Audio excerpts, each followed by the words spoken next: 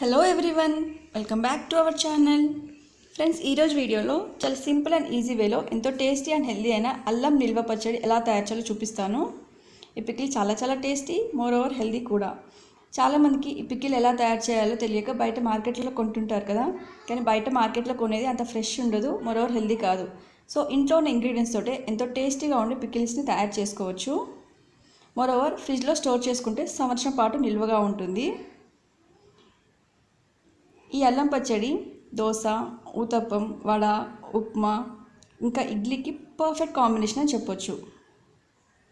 Exact hotel స్టైల్లో రావాలి అంటే ఈ వీడియోని ఎక్కడ కూడా స్కిప్ చేయకుండా చివరి వరకు చూడండి. అప్పుడే మీకు పర్ఫెక్ట్ ప్రొసీజర్ అనేది అర్థమవుతుంది. సో ఫ్రెండ్స్, వీడియోలోకి వెళ్ళిపోదామా? Let's check in to the video.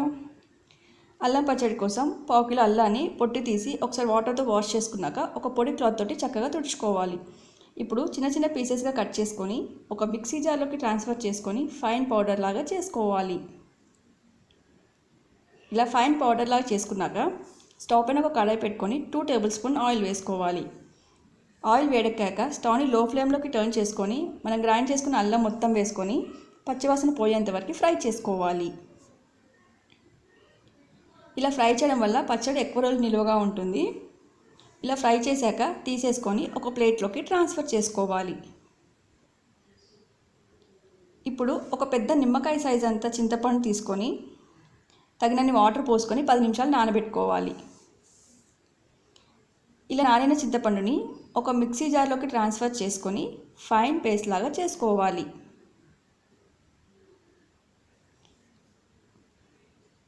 ఇప్పుడు స్టవ్ పైన ఒక కడాయి పెట్టుకొని జల్లిగంట సహాయంతో ఈ చింతపండు మొత్తాన్ని కూడా వడగట్టుకోవాలి.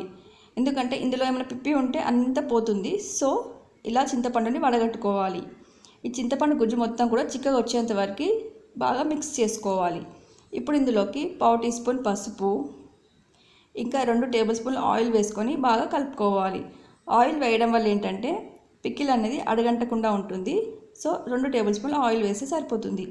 ఇప్పుడు ఇందులోకి 1/2 కప్ బెల్లం వేసుకొని బెల్లం కరిగేంత వరకు బాగా కలుపుకోవాలి.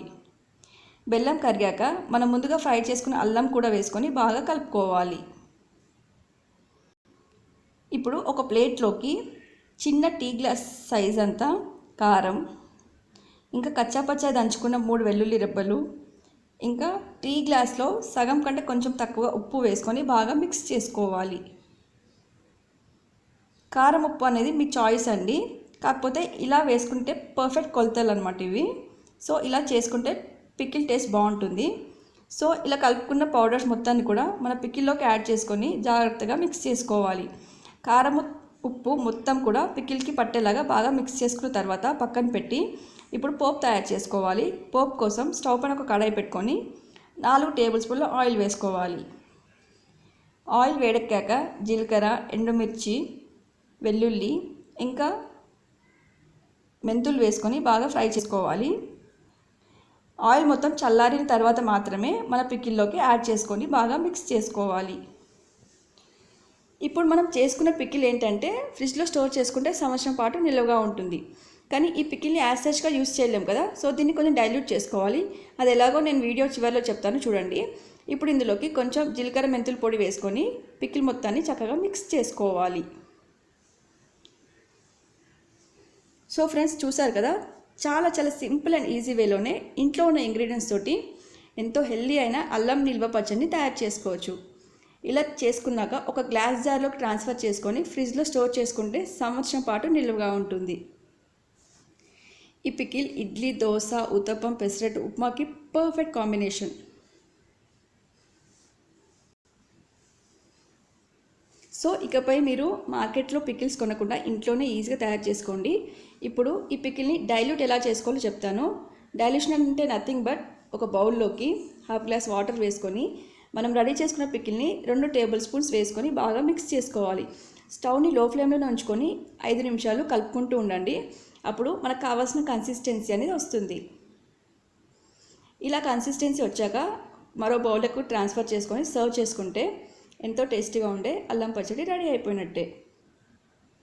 ఈ కాన్సన్ట్రేటెడ్ ఏంటంటే యాసెజ్గా కూడా యూస్ చేయొచ్చు, కాకపోతే ఇడ్లీ దోశకి కొంచెం పల్చగా ఉంటే బాగుంటుంది కదా, అందుకని మనం డైల్యూట్ చేసుకోవాలి. టేస్ట్ అనేది మారదండి, ఎగ్జాక్ట్ టేస్ట్ ఉంటుంది. సేమ్ హోటల్ స్టైల్లో లాగా వస్తుంది. సో ఫ్రెండ్స్, చూసారు కదా, చాలా చాలా సింపుల్ అండ్ ఈజీ వేలోనే మన హెల్త్కి ఎంతో మంచిదైన అల్లం నిల్వ పచ్చడిని ఇంట్లోనే ఈజీగా తయారు చేసుకోవచ్చు. హోప్ ఫ్రెండ్స్, ఈ వీడియో మీ అందరికి నచ్చింది అనుకుంటున్నాను. ఒకవేళ నచ్చినట్లయితే యాజ్ యూజువల్ ప్లీజ్ లైక్ చేసి మీ ఫ్రెండ్స్ అండ్ రిలేటివ్స్కి షేర్ చేసి మీ వాల్యుబుల్ ఒపీనియన్ని నా కామెంట్ బాక్స్లో తెలియజేయగలరు. మరొక వీడియోతో మీ ముందుకు వస్తుంది మీ కళ్యాణి.